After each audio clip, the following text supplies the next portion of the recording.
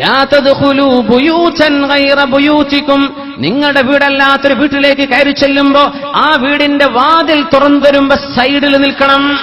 എന്തേ? ഈ വരുന്ന നീ അന്യപുരുഷനാണ്. വാതിൽ തുറന്നു തരുമ്പോ ഒരു അന്യ പെണ്ണിനെ കാണാൻ അവസരം അവിടെ ഉണ്ടാവരുത്. അത്രക്കുമേൽ നമ്മുടെ കണ്ണുകളെ സൂക്ഷിക്കാൻ അല്ലാഹു പഠിപ്പിച്ചിട്ട് ആ കണ്ണുകൾ അഴിച്ചുവിടുന്ന മനുഷ്യരെ, കണ്ണുകൾ അഴിച്ചുവിടുന്ന ചെറുപ്പക്കാരികളെ ആലോചിക്കാൻ. അല്ലാഹുവിന്റെ നിയമത്തെയല്ല ഈ കാറ്റിൽ പറത്തുന്നത്, അല്ലാഹുവിന്റെ നിയമത്തെ. ശുദ്ധ ഹബീബിന്റെ വീട്ടിലേക്ക് കടന്നു വന്നു അബ്ദുല്ലാഹി ഇബ്നു ഉമ്മ മക്തൂം റളിയല്ലാഹു അൻഹു. കണ്ണ് കാണാത്ത സ്വഹാബി. അബസ വതവല്ല അൻ ജാഅഹുൽ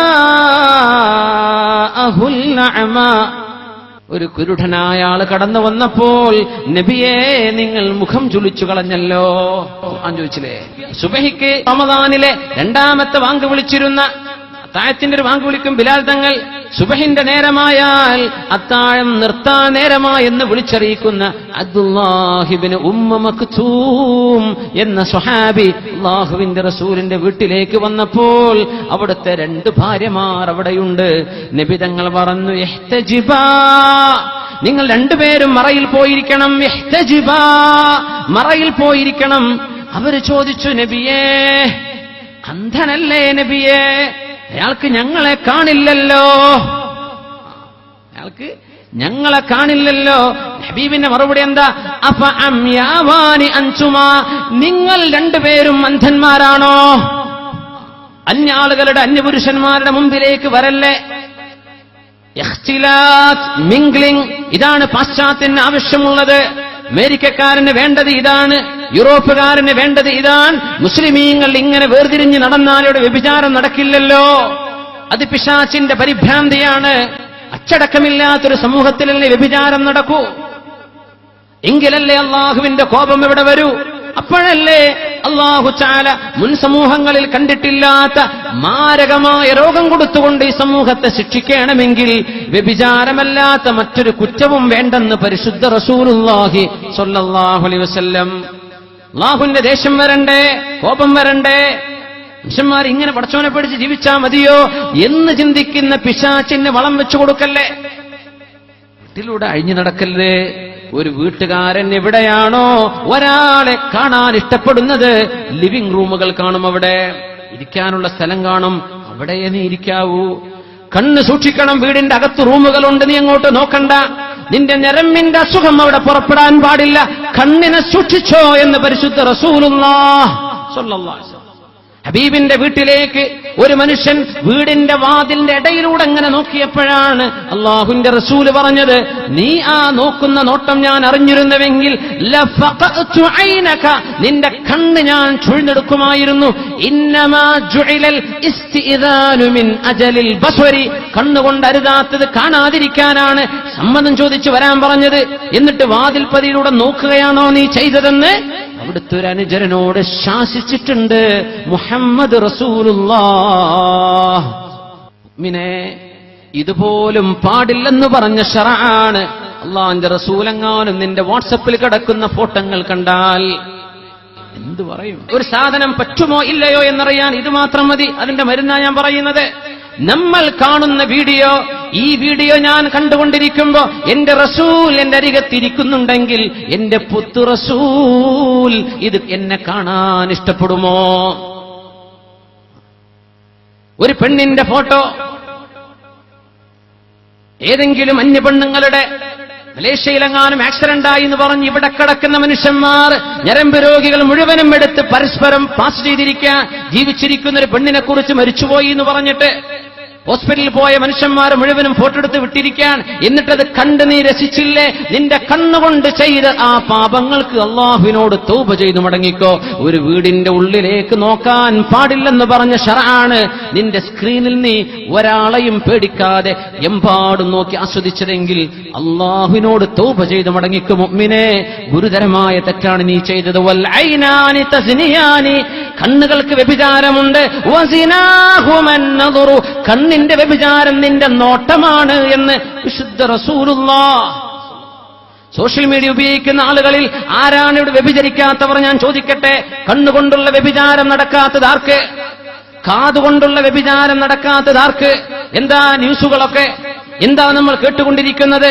മോശമായ പദപ്രയോഗങ്ങൾ, വ്യഭിചാരത്തിന്റെ പച്ചയായ കഥകൾ, ജീവിതത്തിന്റെ സ്വകാര്യതകളെ സംബന്ധിച്ചുള്ള പരസ്യമായ വെളിപ്പെടുത്തലുകൾ. ഇതൊക്കെ നടക്കുമ്പോ മുസ്ലിമേ, നമുക്കിത് പാടില്ല മുസ്ലിമേ. ഇത് ഏറ്റെടുക്കാനോ ഫോർവേഡ് ചെയ്യാനോ ആർക്കെങ്കിലും എത്തിച്ചു കൊടുക്കാനോ ഗ്രൂപ്പ് ടെക്സ്റ്റ് ചെയ്യാനോ നിനക്ക് അനുവദിക്കപ്പെട്ടിട്ടില്ല. ഹത്താ തസ്തഇദിനൂ, ഒരു മുസ്ലിമിന്റെ സ്വകാര്യതയിലേക്ക് കടക്കണമെങ്കിൽ പോലും അവന്റെ വീടിന്റെ വാതിലിലൂടെ വന്ന് സമ്മതം ചോദിക്കാതെ പാടില്ലെന്ന് പറഞ്ഞ ശറഅാണിത്. എന്നിട്ട് നമ്മുടെ സ്ക്രീനുകളിൽ ഇഷ്ടം പോലെ കാണുകയോ, നാം കാണുന്ന സീരിയലുകളിൽ, സിനിമകളിൽ ഈ ആഭാസമല്ലേ കാണുന്നത്? ഇതൊക്കെ നിസ്സാരമാക്കി തള്ളാൻ പറ്റുമോ? ഒരു മനുഷ്യൻ അള്ളാഹ്ക്ക് വേണ്ടി ചെയ്യുന്നത് ദുഹർ നിസ്കരിച്ചു, പിന്നെ അസർ, പിന്നെ മഗ്രിബ്, പിന്നെ ഇശാ. നിന്റെ കണ്ണുകൊണ്ട് ചെയ്തു കൂട്ടിയ തെറ്റുകൾ എത്രയാണ്? നിന്റെ മനസ്സുകൊണ്ട് ചിന്തിച്ച തെറ്റുകൾ എത്രയാണ്? ഈ തെറ്റുകളൊക്കെ പൊറുപ്പിക്കാനായിട്ടുണ്ടോ നിന്റെ 5 നേരത്തെ നിസ്കാരം? ആലോചിച്ചു നോക്കിൻ. മുഅ്മിനീങ്ങൾ ഖുല്ലിൽ മുഅ്മിനീന യഗ്ളൂ മിൻ അബ്സാരിഹിം വയഹ്ഫദൂ ഫുറൂജഹും. മുഅ്മിനീങ്ങളോട് കണ്ണു ചിമ്മാൻ പറഞ്ഞു അല്ലാഹു. ആണും പെണ്ണും കണ്ണു ചിമ്മിക്കോ, അന്യ ആളുകളെ കാണേണ്ടി വരുമ്പോ കണ്ണു ചിമ്മിക്കോ. അതാ നമ്മൾ പറഞ്ഞത് 30 വർഷമായി മഹാനായ ഹാത്തമുൽ അസമിന്റെ വീട്ടിലേക്ക് പോയ ശഖീഖുൽ ബൽഖി 30 കൊല്ലമായി അറിഞ്ഞിട്ടില്ല വെള്ളം ഒഴിച്ചു കൊടുക്കുന്നത് ആണായിരുന്നോ പെണ്ണായിരുന്നോ എന്ന്. പക്ഷെ ഒരു ശിഷ്യനാ പറഞ്ഞത്, പെണ്ണുങ്ങൾ വെള്ളം ഒഴിച്ചു കൊടുക്കുന്നത് ശരിയായില്ലല്ലോ ഉസ്താദേ. ഞാനത് അറിഞ്ഞിട്ടില്ലല്ലോ, ആണോ പെണ്ണൊന്നു പോലും ഞാൻ നോക്കിയിട്ടില്ല. ഈ മഹാനുഭാവന്റെ ഹാത്തമുൽ അസമിന്റെ വീട്ടിലേക്ക് 30 വർഷമായി കടന്നു വന്ന മഹാനായ ശഖീഖുൽ ബൽഖി റളിയല്ലാഹു അൻഹു അന്നൊരിക്കൽ വീടിന്റെ വാതിൽ മുട്ടുമ്പോ വസ്ത്രം മാറിക്കൊണ്ടിരിക്കുന്ന മഹാനായ ഹാത്തമുൽ അസം ചോദിച്ചു വീട്ടുകാരോട്, ആ വാതിലൊന്ന് തുറന്നു നോക്കിൻ, ആരാണ് അവിടെ വന്നതെന്ന് നോക്കിൻ. ഒന്ന് വാതിൽക്ക് നോക്കിൻ, ആരാ വന്നത്? വീട്ടുകാര് വാതിലിന്റെ പഴുതിലൂടെ നോക്കുമ്പോൾ അത് മഹാനായ ശഖീഖുൽ ബൽഖിയാണ്. അവര് പറഞ്ഞു, സാഹിബുകൽ അഅമാ, നിങ്ങളുടെ കണ്ണ് കാണാത്ത അന്ധനായ സുഹൃത്തില്ലേ, ആ സുഹൃത്താണ് വന്നത്. 30 വർഷമായി വീട്ടിൽ വരുന്നൊരു സുഹൃത്തിനെ കുറിച്ച് വീട്ടുകാര് മനസ്സിലാക്കിയത് അഅമാ, കണ്ണ് കാണാത്ത ആൾ. എന്തേ? വീട്ടിന്റെ പെണ്ണുങ്ങളോട് അവൻ സംസാരിച്ചിട്ടില്ല, വീട്ടിലെ പെണ്ണുങ്ങളോട് അവരുടെ മുഖത്തേക്ക് നോക്കിയില്ല. മഹാനായ ശഖീഖുൽ ബൽഖി, മുഅ്മിനീങ്ങൾ ഇങ്ങനെയാണ്. വീട്ടുകാരെ വിചാരിച്ചു കണ്ണു കാണാത്ത ആളാണെന്ന്. ആണുങ്ങളും പെണ്ണുങ്ങളും ഒരുമിച്ച് നടന്നു പോകുന്ന ഘട്ടമുണ്ടായപ്പോ അവിടെ താഴേക്ക് നോക്കി കണ്ണു ചിമ്മി നടന്നിട്ട് കാണുന്നവരെ വിചാരിച്ചു അന്ധനാണെന്ന്. ഫസ്തആദു, അവർ അല്ലാഹുവോട് കാവൽ ചോദിച്ചു. മിനൽ അമാ, റബ്ബേ, ഒരു കണ്ണു പൊട്ടനെ നീ ഉണ്ടാക്കിയ പോലെ ഞങ്ങളുടെ കണ്ണുകളെ പൊട്ടിച്ചു കളയല്ല റബ്ബേ. ഇത് കണ്ണു പൊട്ടനായിരുന്നില്ല, അത് അല്ലാഹു മഈ, അല്ലാഹു നാദിരി, അല്ലാഹു ഷാഹിദി, അല്ലാഹു എന്റെ കൂടെയുണ്ട്, അവൻ എന്നെ നോക്കുന്നുണ്ട്, അവൻ എന്റെ കർമ്മങ്ങൾക്ക് സാക്ഷിയാണ് എന്ന് വിശ്വസിച്ച 1-ാം നമ്പർ മുഅ്മിനായിരുന്നു അത്. കാണുന്നവർ വിചാരിച്ചു അന്ധനാണ് എന്ന്. ഇതൊക്കെയാണ് അല്ലാഹുവിന്റെ ദീൻ. നമ്മളും പറയും മുത്തഖീങ്ങളാണ്, തഖ്വല്ലാഹ് ഇബാദല്ലാഹ്, തഖ്വ കൊണ്ട് വസിയത്ത് ചെയ്തു. നമ്മൾ എന്ത് തഖ്വയാ മനസ്സിലാക്കിയത്? എന്താ നമ്മുടെ ജീവിതത്തിലെ സൂക്ഷ്മത? എന്താണ് ഈ കാണിച്ചു കൂട്ടുന്നത്?